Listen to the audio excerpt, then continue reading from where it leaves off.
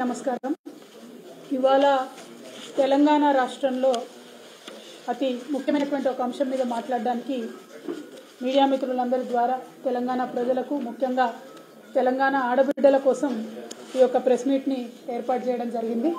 ప్రధానంగా రాష్ట్ర ప్రభుత్వం ఇప్పుడు ఏర్పడ్డటువంటి తెలంగాణ రాష్ట్ర ప్రభుత్వం ఈ నెల ఫిబ్రవరి 1వ తారీఖున ఒక మెమో తీసుకొని వచ్చింది. తెలంగాణ పబ్లిక్ సర్వీస్ కమిషన్ లోపల కొన్ని మార్పులు చేర్పులు చేయడానికి ఒక మెమో మొదలు తీసుకొని వచ్చింది. ఆ రోజు నుండి తెలంగాణలో ఉన్నటువంటి ఇంటెలెక్చువల్స్, బుద్ధిజీవులు, మహిళల యొక్క అభ్యున్నతి కోరుకునేటటువంటి అనేక మంది మేము ఇది తప్పేమో, దీన్ని జీవోగా తీసుకురారేమో, ఈ అంశాన్ని సవరించుకుంటారేమో అని అనుకునే లోపలే 10వ తారీఖు నాడు, ఫిబ్రవరి 10వ తారీఖు నాడు ఒక జీవో తీసుకొని రావడం జరిగింది. ఈ జీవో యొక్క సారాంశం ఏంటంటే, ఈ జీవో నంబర్ 3 యొక్క సారాంశం, ఇప్పటి వరకు మన రాష్ట్రంలో మహిళలకు ఉద్యోగాలలో హారిజాంటల్ పద్ధతిలో రిజర్వేషన్ అమలవుతా ఉన్నది. 2 రకాల రిజర్వేషన్లు ఉంటాయి. ఒకటి వర్టికల్ రిజర్వేషన్, అంటే వాటిని సోషల్ రిజర్వేషన్స్ అంటారు. అందులో ఎస్సీలకు, ఎస్టీలకు, బీసీలకు ఫిక్స్డ్గా కొన్ని నంబర్ ఆఫ్ జాబ్స్ ఇవ్వడం జరుగుతుంది. అదేవిధంగా ఇంకో కొన్ని రకాల రిజర్వేషన్స్ ఉంటాయి, వాటిని హారిజాంటల్ రిజర్వేషన్ అంటారు. ఆ హారిజాంటల్ రిజర్వేషన్ ఎట్లా ఉంటుంది అని అంటే, సమయాన్ని, సందర్భాన్ని బట్టి, అవసరాన్ని బట్టి ఇస్తారు. 33.3% మహిళలకు హారిజాంటల్ రిజర్వేషన్ ఇస్తున్నాము అని అంటే, అంతకుముందు 1996లో ఈ రిజర్వేషన్ల అంశం వచ్చినప్పుడు మహిళలకు హారిజాంటల్ రిజర్వేషన్ ఇస్తూనే వాటిని ఆల్మోస్ట్ వర్టికల్ రిజర్వేషన్తో ఈక్వల్గా చేయాలంటే రోస్టర్ పాయింట్ పెట్టాలనేటటువంటి ప్రతిపాదన తీసుకొని రోస్టర్ పాయింట్ ఇచ్చి మహిళలకు 100లో 33.3% ఉద్యోగాలు ఇవ్వాలనేటటువంటి నిబంధనలు 1996లో రావడం జరిగింది. ఈ దేశంలో దేశవ్యాప్తంగా ఉన్నటువంటి ఉద్యోగ అవకాశాలు మహిళలకు ఇవ్వడానికి 1996లో 2 జీవోలు వచ్చినాయి. ఒకటేమో 33.3% హారిజాంటల్ ఇవ్వాలి, రెండవది రోస్టర్ పాయింట్ ఇవ్వాలనేది.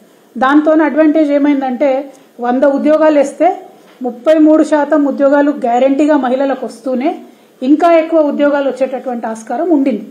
ఇప్పుడు రాష్ట్ర ప్రభుత్వం కొత్తగా తీసుకొచ్చినటువంటి జీవోతో ఏంటంటే, హారిజాంటల్ రిజర్వేషన్ మహిళలకు ఇస్తూ రోస్టర్ పాయింట్ అనేటటువంటిది కంప్లీట్ గా రద్దు చేస్తున్నామంటూ జీవో ఇవ్వడం జరిగింది.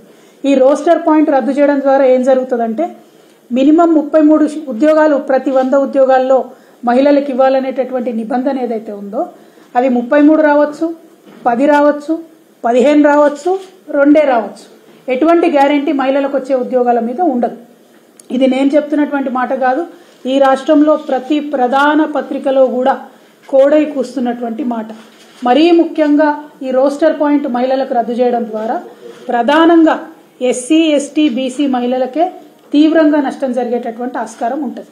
ఇది హిందూ పత్రిక, వీళ్ళు క్లియర్గా చెప్తా ఉన్నారు. ఏమని?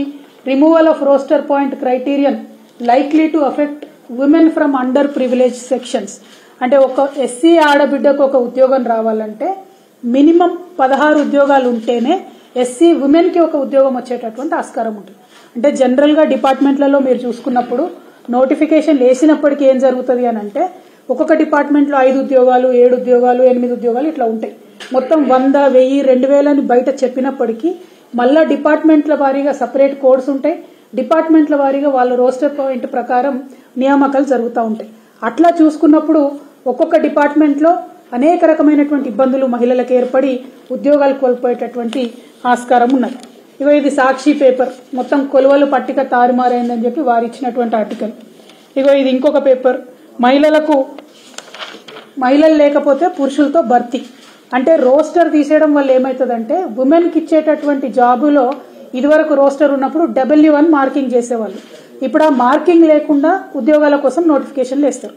అంటే ఆ టైంకి, ఆ సందర్భానికి, ఆ మార్కులకు వచ్చినటువంటి మహిళలు ఉంటే వాళ్ళకి ఇస్తారు, లేకపోతే ఇమీడియట్ గా ఉన్నటువంటి మగవాళ్ళకి వచ్చేటటువంటి ఆస్కారం ఉంటుంది.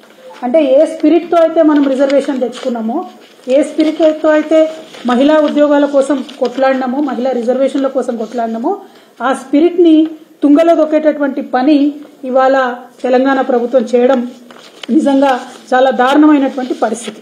ఒక ఎగ్జాంపుల్ నేను చెప్తా ఉన్నాను, ఎందుకంటే ముఖ్యంగా మహిళా అభ్యర్థులు ఇవాళ 2,50,000 మంది దాదాపుగా తెలంగాణ పబ్లిక్ సర్వీస్ కమిషన్ లో అప్లై చేసుకుంటే అందులో 1,00,000 మంది మా ఆడబిడ్డలు ఉన్నారు. వాళ్ళందరికీ అంశాలు తెలవాలి, ఆడబిడ్డల తల్లిదండ్రులకు అర్థం కావాలి, మిగతా మగపిల్లలకు కూడా ఆడబిడ్డలకు జరుగుతున్నటువంటి అన్యాయం అర్థం కావాలి కాబట్టి ఒక ఎగ్జాంపుల్ తీసుకొని నేను చెప్పడం జరుగుతుంది. ఉదాహరణకి 1 నుంచి 10 వరకు రోస్టర్ పాయింట్స్ ఉంటే ఓసీకు 3 వస్తాయి ఉద్యోగాలు, ఎస్సీఈకి 1, బీసీకి 1, దివ్యాంగులకు 1, ఎస్టీకి 1, ఈడబ్ల్యూఎస్కి 1, బీసీలకు 1, ఇట్లా పోస్టులు ఉన్నాయనుకోండి. ఉంటే ఏం జరుగుతుంది, ఒక ఎస్సీ అమ్మాయికైనా ఒక బీసీసీలో ఉన్నటువంటి అమ్మాయికైనా బీసీఏలో ఉన్నటువంటి అమ్మాయికైనా ఉద్యోగాలు రావాలంటే ప్రతి డిపార్ట్మెంట్లో 16 లేక 20 పోస్టులు ఉంటే తప్పితే వాళ్ళకి న్యాయం జరిగేటటువంటి ఆస్కారం లేదు. కానీ ఓసీలకు రోస్టర్ పాయింట్ 3 ఉంది కాబట్టి ఖచ్చితంగా ఒక ఓసీ ఆడబిడ్డకైతే ఉద్యోగం వస్తుంది.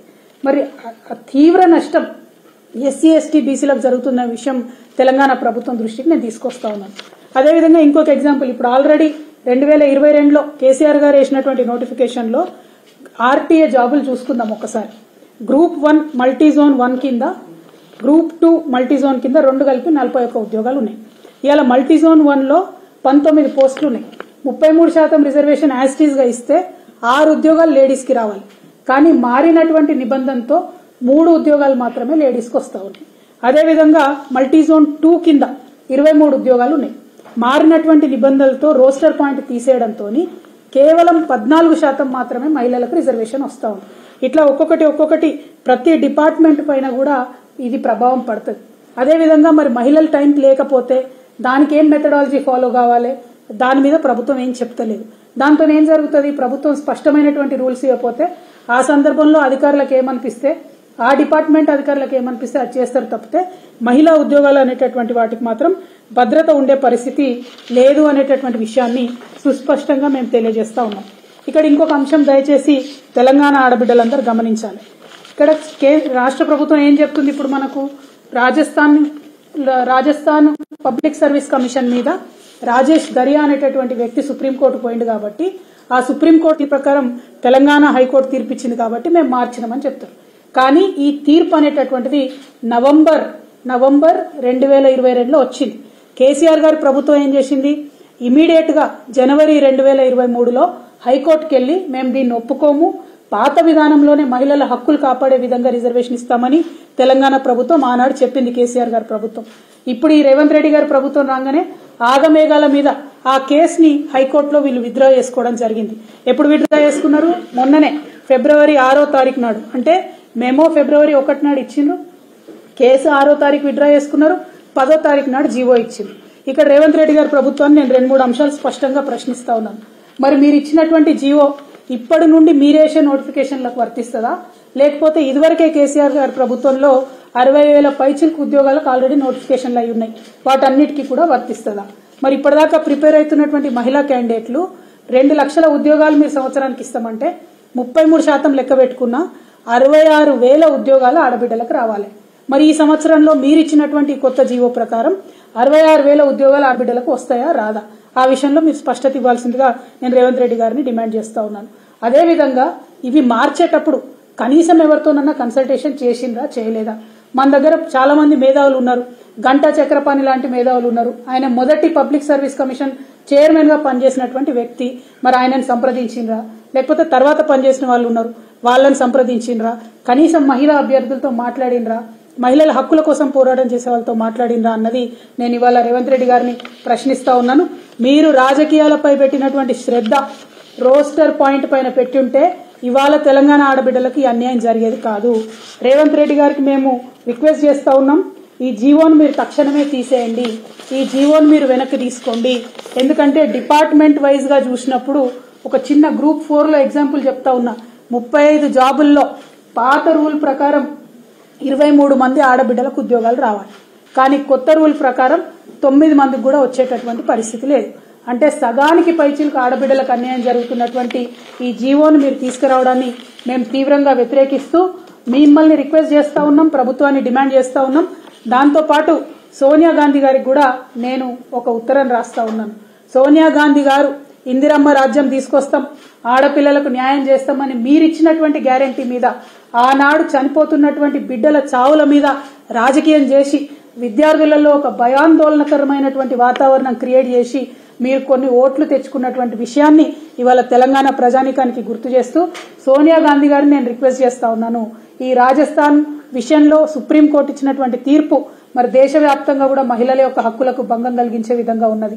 అయినప్పటికీ కొన్ని రాష్ట్రాలు, బీహార్ ఒప్పుకోలే, సెపరేట్ జీవో ఇచ్చిరు, మేము పాత పద్ధతి ఫాలో అవుతామని చెప్పిరు. కర్ణాటక ఒప్పుకోలే, సెపరేట్ జీవో ఇచ్చిరు, పాత పద్ధతి ఫాలో అవుతామని చెప్పిరు. కానీ తెలంగాణ ప్రభుత్వానికి అంత ఆతృత ఎందుకు? కేసీఆర్ గారు వేసినటువంటి కోర్టు కేసుని వాపస్ తీసుకొని మరి కొత్త జీవో ఇచ్చి ఆడపిల్లల నోట్లో మట్టి కొడతా ఉన్నారు. ఒక్కసారి తెలంగాణ సమాజంలో కుటుంబాలను ఆలోచించాలి. మనం ఆడపిల్లలు చదివించడానికే వెనక ముందు అవుతున్నాం. కానీ ఏదో కొంత ఉద్యోగాలు వస్తాయి, గ్యారంటీ ఉందని చదివిస్తా ఉన్నాం. ఇవాళ ఆడపిల్లలకు వచ్చే ఉద్యోగాలకు గ్యారంటీ లేవంటే కనీసం వాళ్ళ చదువులు కొనసాగే పరిస్థితి ఉంటుందా? ఒక్కసారి ఆలోచన చేయాలి. కుటుంబాలు, అన్నదమ్ములు, అక్క చెల్లెలు అందరం కలిసి ఆడబిడ్డల కోసం, ప్రత్యేక హక్కుల కోసం కొట్లాడేటటువంటి సందర్భంలో ఉన్న హక్కులను కాలరాస్తున్నటువంటి ప్రభుత్వాన్ని దయచేసి నిలదీయవలసిందిగా నేను ఆడపిల్లల్ని, ముఖ్యంగా కుటుంబ సభ్యుల్ని, ఎందుకంటే మా హక్కుల కోసం మా అన్నదమ్ములే కొట్లాడాలి, మేము కొట్లాడుకుంటే ముంగటపడం, అందరం కలిసి కొట్లాడితేనే ముంగటపడతాం. కాబట్టి ఇది చాలా దారుణం, చాలా అన్యాయం. కష్టపడి పరీక్షలకు ప్రిపేర్ అవుతున్న ఆడపిల్లలతో అన్యాయం జరుగుతుంది. కాబట్టి తక్షణమే ఆ జీవోను వెనక్కి తీసుకోవాలని చెప్పి రేవంత్ రెడ్డి గారిని డిమాండ్ చేస్తూ, అట్లానే సోనియా గాంధీ గారికి కూడా ఉత్తరం రాయడం జరిగింది. జాతీయ స్థాయిలో దీనిపైన మీ స్టాండ్ ఏంటి? తెలంగాణలో ఇచ్చినటువంటి జీవోని వెనక్కి తీసుకోమని రేవంత్ రెడ్డి గారిని మీరు ఆదేశించవలసిందిగా సోనియా మేడంకి నేను ఉత్తరం రాస్తా ఉన్నాను. Thank you. జై తెలంగాణ.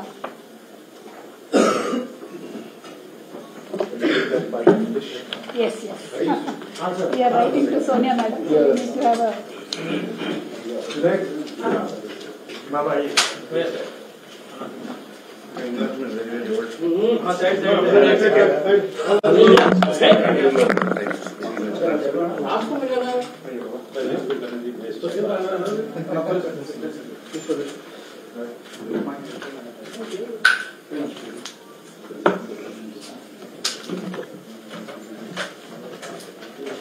ఒకసారి కాపీలన్నీ పంపిన వాళ్ళకు.